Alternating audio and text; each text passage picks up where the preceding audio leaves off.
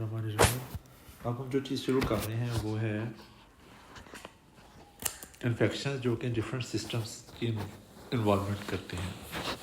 अच्छा, ये बेसिकली ये सारा जो हमने पीछे पढ़ा है ये उसकी समरी है।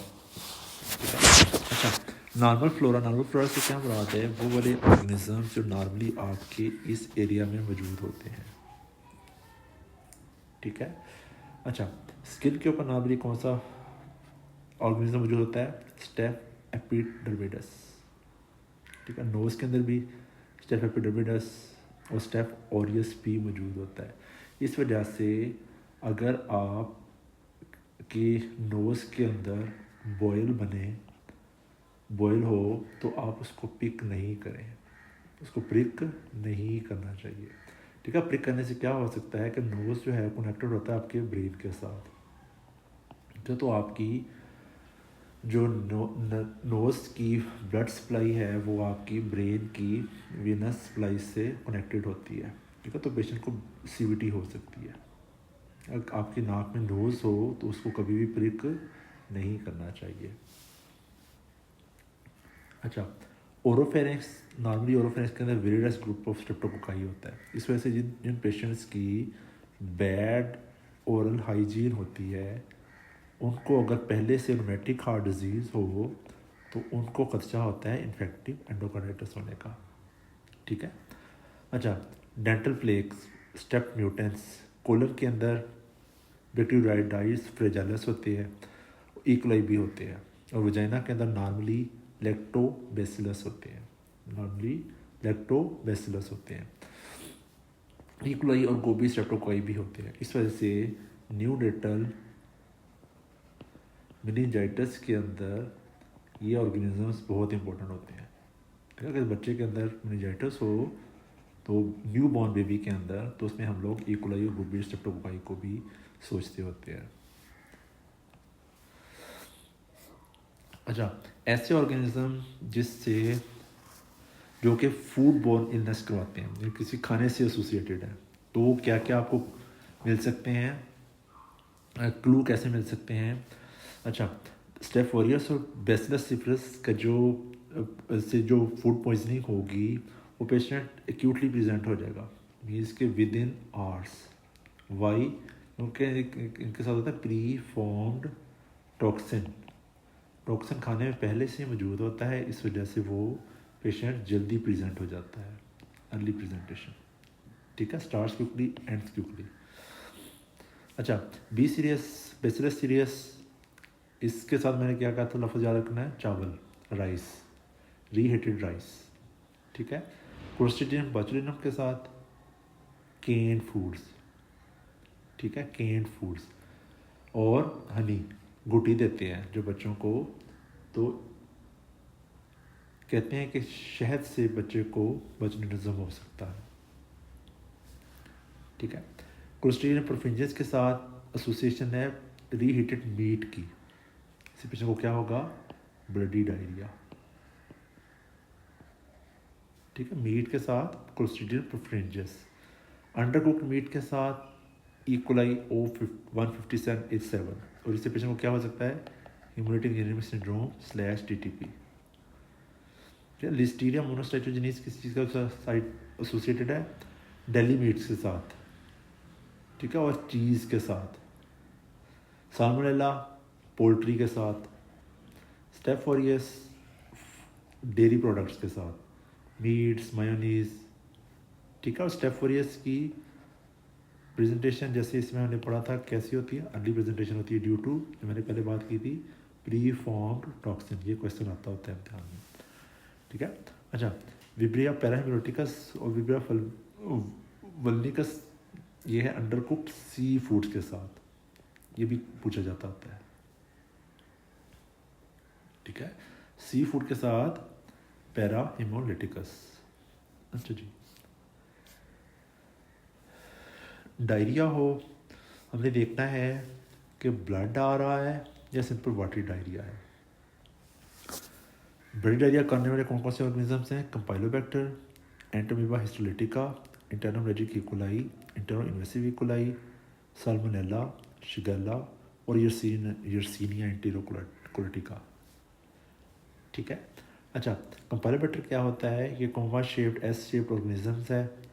एंटोमीबा इज़ ए प्रोटोजोन जो कि डिसेंट्री करवाता है, और dysentery can lead to liver abscess. Liver abscess की प्रेजेंटेशन कैसी होती है? पेशेंट को पेन, राइट हाइपोकॉन्ड्रियम होती है और साथ फीवर होगा। ठीक है, पेशेंट को लिवर एब्सेस हो तो उसके बारे में लाजमी सोचना चाहिए कि इसको पिछले दिन डायरिया हुआ था कि नहीं हुआ था। अगर डायरिया की एसोसिएशन आपको मिल जाती है तो diagnosis is most likely due to Entamoeba histolytica. अच्छा, इंटरनल हेमरेजिक इकोलाई, इसका जो वेरिएंट होता है O157H7, this can cause haemolytic uraemic syndrome. इसका सिनेरियो आपको कैसे आएगा? Increased bilirubin plus decreased platelet count plus deranged RFTs derangement। ठीक है, अगर पेशेंट इन सारे सबके साथ उसका अल्टर स्टेट ऑफ कॉन्शियसनेस होना शुरू हो जाए उसको कहते हैं TTP, थ्रोम्बोटिक थ्रोम्बोसाइटोपेनिक पर्परा। ठीक है, इसके अंदर जो हेमोलिसिस होता है इसको कहते हैं माइक्रो एंजियोपैथिक हेमोलिटिक एनीमिया, माहा। अच्छा, जो इंटीरो इन्वेसिव इकोलाई है ये कोलन म्यूकोजा को इन्वेट करता है, इस वजह से क्या करवाता है? ब्लडी डायरिया करवाता है। साल्मोनेला जो नॉन टाइप भी है, लैक्टोज नेगेटिव होते हैं, मोटाइल होते हैं, और पोल्ट्री और एग से, इसके अंडे का जो छिलका होता है उसके ऊपर आपने देखा होगा कि फीसिस लगे होते हैं, इस वजह से अंडे को हाथ लगाने के बाद हमेशा हाथ धोने चाहिए। ठीक है, वाई क्योंकि इसके ऊपर साल्मोनेला हो सकता है। अच्छा, शिगेला के साथ जो चीज़ याद रखने वाली थी हमने पहले भी डिस्कस की थी, वो है उसका इन्फेक्शियस डोज जो है वो बहुत थोड़ी है। मीन्स कि सिर्फ 10 ऑर्गेनिजम्स भी होंगे तो वो ही काफ़ी होंगे पेशेंट को सिक करने के लिए। ठीक है, ये भी टॉक्सिन प्रोड्यूस करता है और ब्लडी डायरिया करवाता है। Dysentery is also called bloody diarrhoea. अच्छा, यर्सीनिया एंटेरोकोलिटिका की जो प्रेजेंटेशन है वो होती है जैसे अपेंडिसाइटिस की प्रेजेंटेशन है। अपेंडिसाइटिस की प्रेजेंटेशन से क्या मुराद है? पेशेंट को राइट इलियक फोसा पेन होती है, लाइक अपेंडिक्स। ठीक है। अच्छा, जो वाटर डायरिया करने वाले हैं वो clostridium difficile, perfringens, enterotoxigenic, protozoans, vibrio cholerae और वायरसेस। और वायरसेस सबसे कॉमन है, viruses are the most common. अच्छा, क्लोस्ट्रिडियम डिफिसिल के साथ हमने एक चीज़ जो याद की थी वो है एंटीबायोटिक एसोसिएटेड डायरिया। इसकी और भी काजेस हो सकती हैं लाइक PPIs, लेकिन जो एंटीबायोटिक एसोसिएटेड डायरिया है इसको हम सूडोमोनास कोलाइटिस भी कहते हैं। ठीक है। अच्छा, जब ये डिजीज़ सीवियर होती है it can also lead to bloody diarrhoea and also lead to megacolon आपकी इलाज होना शुरू हो जाती है। ठीक है। अच्छा, clostridium perfringens although water diarrhoea करवाता है लेकिन इसका मेन है इसकी association with gas gangrene, surgical wounds के साथ। हमने ग्राम पॉजिटिव बैक्टीरिया जब पढ़े तो उस वक्त इसको पढ़ा था। ठीक है, सर्जरी वालों का बहुत important topic is gas gangrene. अच्छा, एंटीरोटॉक्सिजेनिक इकोलाई ज़्यादातर एसोसिएशन इसकी आपको मिलेगी ट्रैवलर्स डायरिया के साथ। ठीक है, ट्रैवलर्स डायरिया बहुत कॉमन सिनेरियो है कि पेशेंट है किसी जगह पे सैर करने गया हुआ है और वहाँ से उसने ठेले से खाना खाया है, अब डायरिया के साथ आ गया, तो most of the cases enterotoxigenic E coli. जो टॉक्सिजेनिक है ये वाटर डायरिया करवाता है, जबकि इंटीरो इन्वेसिव जो है वो ब्लडी डायरिया करवाता है। ठीक है। अच्छा, जो प्रोटोजोआ है डायरिया करवाने वाले कौन कौन से? जियार्डिया और क्रिप्टोस्पोरिडियम है। जियार्डिया आपको पता है इतना सीवियर डायरिया करवाएगा कि पेशेंट को मेल एब्जॉर्प्शन हो जाएगी, प्रोलॉन्ग डायरिया होगा।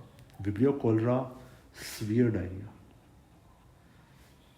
जिसको हम हैजा की बीमारी कहते हैं। ठीक है, सीवियर डायरिया होगा तो इसको राइस वाटर स्टूल भी कहते हैं। इतना सीवियर डायरिया होगा कि पेशेंट को क्या होगा? डिहाइड्रेशन होगी। ठीक है। अच्छा, वायरसेस जो हैं उनमें से most common is rota virus का सिनेरियो आपको बहुत ज़्यादा आप लोगों को आएगा। बाकी नोरो वायरस और एंटेरिक एडिनो वायरस भी डायरिया करवा सकते हैं। अच्छा, चेस्ट इन्फेक्शन निमोनिया किस एज ग्रुप में कौन सा ऑर्गेनिज्म सोचना चाहिए? जो बिल्कुल न्यू बॉर्न है उसमें ग्रुप बी स्ट्रेप्टोकोकाई और इकोलाई, जैसा हमने पहले जिक्र किया कि ग्रुप बी स्ट्रेप्टोकोकाई और इकोलाई नॉर्मली वजाइना के नॉर्मल फ्लोरा का हिस्सा होते हैं। ठीक है, इस वजह से बच्चे ने वहाँ से गुजर के आना है, तो बच्चे के अंदर मेनिंजाइटिस हो तो हम लोग ग्रुप बी स्ट्रेप्टोकोकाई और इकोलाई लाजमी सोचते हैं। ठीक है, यंग एज में 4 वीक्स टू लेके 18 वीक्स तक एटिपिकल ऑर्गेनिजम्स, एटिपिकल ऑर्गेनिज्म वैसे ऑर्गेनिज्म होते हैं जिनके अंदर सेल वॉल नहीं होती। ठीक है, like mycoplasma, chlamydia trachomatis, chlamydia pneumoniae, ये वो ऑर्गेनिज्म हैं जिनको हम लोग एटिपिकल ऑर्गेनिजम्स कहते हैं। वायरस का आपको पता है, वायरस होस्ट के बगैर जिंदा नहीं रहते होते हैं। ठीक है, और स्ट्रेप्टोमोनी तो हर जगह पे है ही है ना। ठीक है, हर एज ग्रुप में स्ट्रेप्टोमोनी लाजमी आपको मिलेगा। ठीक है, strep pneumoniae is the most common cause of pneumonia. आपको HIV का स्नेरियो आया हुआ है, आपको इम्यूनोकॉम्प्रोमाइज का स्नेरियो आया हुआ है, यंग एज का, ओल्ड एज का, तो पूछा हुआ है most common cause of pneumonia, तो लफ्ज़ क्या बोलना है? स्ट्रेप्टोमोनी। ठीक है, अच्छा, यंग एज के अंदर atypical organisms, young age means 4 weeks से लेके 40 वीक्स तक, तो एटिपिकल माइकोप्लाज्मा, क्लेमिडिया, ये भी क्या हैं? एटिपिकल ऑर्गेनिजम्स हैं। एटिपिकल ऑर्गेनिज्म ऐसे हैं कैसे कि वो सेल के अंदर डिवाइड होते हैं, सेल इंट्रा सेलुलर ऑर्गेनिजम्स होते हैं, उनकी अपनी सेल वॉल नहीं होती। जब अपनी सेल वॉल नहीं होगी तो इनके ऊपर पेनिसिलिन एक्ट नहीं करेंगी। ठीक है, पेनिसिलिन एक्ट नहीं करेंगी। वाई? कि पेनिसिलिन का मेन काम होता है सेल वॉल सेंसिटिव इनहिबिशन। जब सेल वॉल ही नहीं होगी तो पेनिसिलिन काम नहीं करेगी। ठीक है, अच्छा, मिडिल एज में strep pneumoniae is the most common cause, other cause can be H influenza, anaerobes, virus, mycoplasma. और ओल्ड एज में strep pneumoniae, H influenza, anaerobes, influenza viruses और gram negative rods like pseudomonas. ठीक है, अच्छा, निमोनिया का scenario दिया हो और साथ आपको कोई हिंट दिया हो, जो पेशेंट है अल्कोहलिक है, तो अल्कोहलिक के साथ बेसिकली क्या होगा? क्लेप्सियला एसोसिएटेड है। क्लेप्सियला का सवाल कैसे आएगा? Currant jelly sputum, currant jelly sputum. ठीक है, तो अल्कोहलिक के साथ करंट जेली स्पूटम, क्लेप्सियला। आई भी ड्रग अब्यूज़र है, तो ड्रग अब्यूज़र के अंदर स्ट्रेप्टोमोनी और स्टेफ ऑरियस। ठीक है, एस्पिरेशन है, तो आपको पता है एस्पिरेशन आपके स्टमक से होके मुंह के अंदर आता है, तो मुंह के अंदर नॉर्मली एनारोब्स होते हैं, एंटीरोबैक्टर, पेप्टोस्ट्रेप्टोकोकस, इस तरह के ऑर्गेनिज्म, एनारोब्स। इस वजह से जब एस्पिरेशन निमोनिया होता है तो हम पेशेंट को एनारोब्स का कवर लाजमी देते हैं, मेट्रोनिडाजोल लाजमी देते हैं।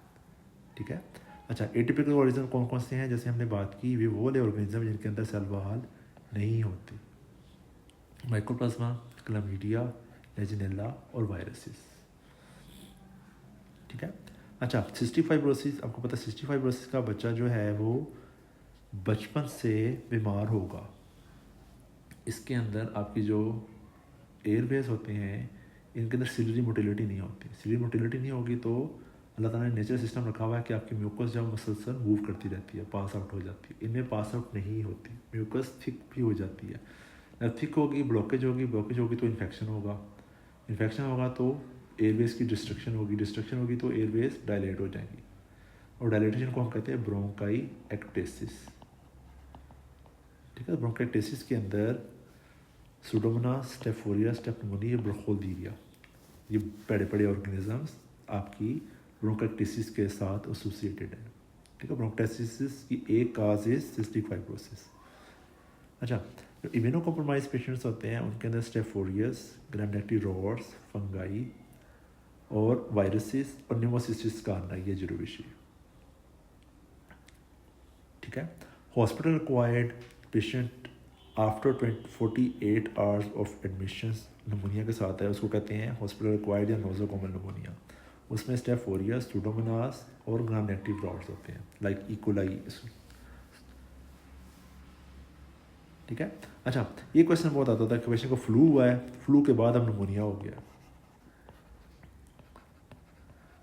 तो इसमें आंसर इज स्टेप निमोनिया और स्टेप फोरियस। ठीक है, ये बहुत इंपॉर्टेंट क्वेश्चन आता होता है। अच्छा जी, inflammation of brain is meninges is called meningitis. तो मेनिंजाइटिस भी एज के हिसाब से न्यूबॉर्न, चिल्ड्रन, मिडिल एज और ओल्ड एज।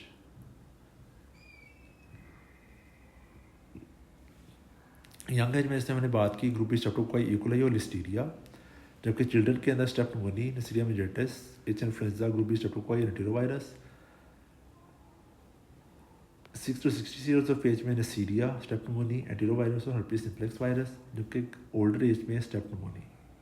अच्छा, हमने एक ना छोटा सा एक चीज़ याद रखने के लिए की हुई थी कि डायाफ्राम है, तो डायाफ्राम से ऊपर जितने भी इन्फेक्शंस हैं, ब्रेन में मेनिंजाइटिस, ठीक है, नीचे कानों में ओटाइटिस, गले में फेरिंजाइटिस और नीचे लंग्स के अंदर नमोनिया। इनकी most common cause is step pneumoniae. ठीक है, स्टेप निमोनी जब तक हम लोग डॉक्टरी से मुंसलिक हैं तो स्टेप निमोनी हमारे लिए बहुत इंपॉर्टेंट ऑर्गेनिजम्स रहेगा। ठीक है, आप देखें तो हर जगह पे स्टेप निमोनी का जिक्र है। ठीक है, पहले हम निमोनिया में भी हमने देखा और मेनिंजाइटिस में भी हमने देखा। ठीक है, अच्छा, यंग एज या ओल्ड एज, उसके साथ एक लफ्ज़ आप लोगों ने याद रखना है, दैट इज़ लिस्टीरिया। इस वजह से लिस्टीरिया को कवर करने के लिए हम लोग एम्पिसिलिन ऐड करते हैं। ठीक है, जब भी मेनिंजाइटिस आप सस्पेक्ट करें तो पेशेंट को कोई भी टेस्ट करवाने से पहले उसको एंटीबायोटिक्स दें। वाई? क्योंकि ब्रेन का इन्फेक्शन है, तो ब्रेन का इन्फेक्शन इज़ ऑलवेज डेंजरस।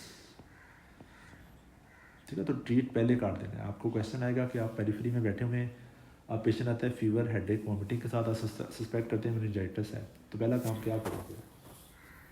पहला क्या काम करोगे? उसको एंटीबायोटिक्स देने का। ठीक है, तो एंटीबायोटिक्स एम्पेरिकली क्या है? सेफ्ट्राइक्सोन और वेंकोमाइसिन। और अगर आप साथ लिस्टीरिया सस्पेक्ट कर रहे हैं तो लिस्टीरिया के लिए एम्पिसिलिन ऐड करनी होती है। ठीक है, अच्छा, जो वायरल काजेज हैं उनमें एंटीरोवायरस, एंटीरो में specially coxsackie, herpes simplex, HIV, West Nile virus और वेरिसेला जोस्टर वायरस है। और HIV के पेशेंट में क्रिप्टोकोकल मेनिंजाइटिस होता है। Cryptococcus is a fungal infection. ठीक है, जो कि आपको सीटी स्कैन के ऊपर क्या चीज़ कैसे नज़र आता है?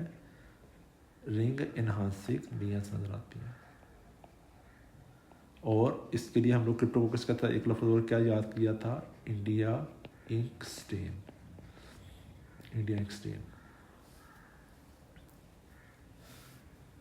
ठीक है, अच्छा, जो कि अब प्रेगनेंसी में प्रोफिलैक्टिकली एंटीबायोटिक्स दी जाती हैं, इस वजह से ग्रुप बी स्ट्रेप्टोकोकाई का जो प्रेवलेंस है वो डिक्रीज़ होता चला जा रहा है। ठीक है, और साथ एच इन्फ्लुएंजा मेनिंजाइटिस भी कम हो रहा है क्योंकि एच इन्फ्लुएंजा की वैक्सीनेशन बड़ी कॉमन हो गई है। ठीक है, अच्छा, आपको सिनेरियो आ सकता है CSF की फाइंडिंग्स दिखी होंगी, पहचाने क्या है? जो बैक्टीरियल और फंगल इन्फेक्शन होते हैं इनके अंदर प्रोटीन रेज्ड होती है। बैक्टीरिया और फंगस बड़े ऑर्गेनिजम्स होते हैं, लार्ज। जितने लार्ज होंगे उतना उनका मैस ज़्यादा होगा, तो प्रोटीन ज़्यादा होगी। ठीक है, जब बड़ा आदमी खुराक भी ज़्यादा खाता है तो इन दोनों में ग्लूकोज कम होगी। ठीक है, अच्छा, जो वायरसेस होते हैं छोटे होते हैं, स्मॉल, इस वजह से इनके अंदर प्रोटीन भी, इनकी CSF में प्रोटीन नॉर्मल होगी, और जो कि खाना कम खाते हैं तो शुगर भी नॉर्मल होगी। ठीक है, अच्छा, सिर्फ बैक्टीरियल हैं जिनके अंदर बैक्टीरिया के खिलाफ जो सेल्स होंगे वो न्यूट्रोफिल्स होंगे, पॉलीमॉर्फ्स। ठीक है, जबकि फंगल और वायरल के अंदर ऑर्गेनिज्म सेल्स कौन से होंगे? लिम्फोसाइट्स। तो ये एक लिम्फोसाइट्स और न्यूट्रोफिल्स से हम लोग देखते होते हैं कि एक ऑर्गेनिज्म कौन सा है। इसमें हम लोग एक चीज़ का इजाफा कर सकते हैं, ट्यूबरकुलोसिस। ठीक है। ट्यूबरकुलोसिस के ऑर्गेनिज्म बहुत ज़्यादा होते हैं, इसमें से प्रोटीन में रेज होती है और सेल्स उसमें लिम्फोज आते हैं, ठीक है। और ये बहुत ज़्यादा ऑर्गेनिज्म होते हैं, इसमें से शुगर इसमें भी डिक्रीज होती है, ठीक है। तो CSF की जो फाइंडिंग्स हैं मेनिंजाइटिस के पेशेंट में, ये एग्ज़ाम का फेवरेट टॉपिक है, ये काफ़ी हाई यील्ड है। तो इसमें आपको पहचानना आना चाहिए कि अगर CSF के ऊपर पेशेंट के सेल्स कौन से हैं, प्रोटीन कैसी है और ग्लूकोज कैसी है, उसकी बेस पे हम लोग कैसे डिसाइड करेंगे कि बैक्टीरियल है, वायरल है, फंगल है या ट्यूबरकुलोसिस है, ठीक है। अच्छा, मेनिंजाइटिस की कॉम्प्लिकेशन के तौर पे पेशेंट को क्या हो सकता है, ब्रेन एब्सेस हो सकती है। लेकिन जो सबसे इम्पोर्टेंट चीज़ है ब्रेन एब्सेस की, वो क्या है कि ब्लड बोर्न इन्फेक्शन। अब ब्लड के अंदर इन्फेक्शन होगा, सेप्टिसीमिया होगा, वो ब्रेन तक पहुंच सकता है, ठीक है। लाइक पेशेंट को इन्फेक्टिव एंडोकार्डाइटिस है, तो हार्ट के अंदर इन्फेक्शन है, वो इन्फेक्शन पेशेंट के ब्रेन तक चला गया, ठीक है। दूसरा, जो ब्रेन के नज़दीक ऑर्गेनिज्म और ऑर्गन्स हैं कौन कौन से हैं, आपकी ईयर्स हैं, आपका नोज़ है। तो ईयर और नोज़ का इन्फेक्शन होगा तो उसे पेशेंट को ब्रेन एब्सेस होगा, ठीक है। डेंटल इन्फेक्शन और क्या कहते हैं उसको, पेशेंट को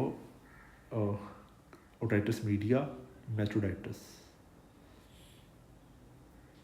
ठीक है, या साइनोसाइटिस और डेंटल इन्फेक्शन। आपको यानी कि ब्रेन के नज़दीक जो जो ऑर्गन्स हैं, दांत हैं, कान है, नाक है, तो दांत, कान और नाक का इन्फेक्शन होगा, that can lead to brain abscess,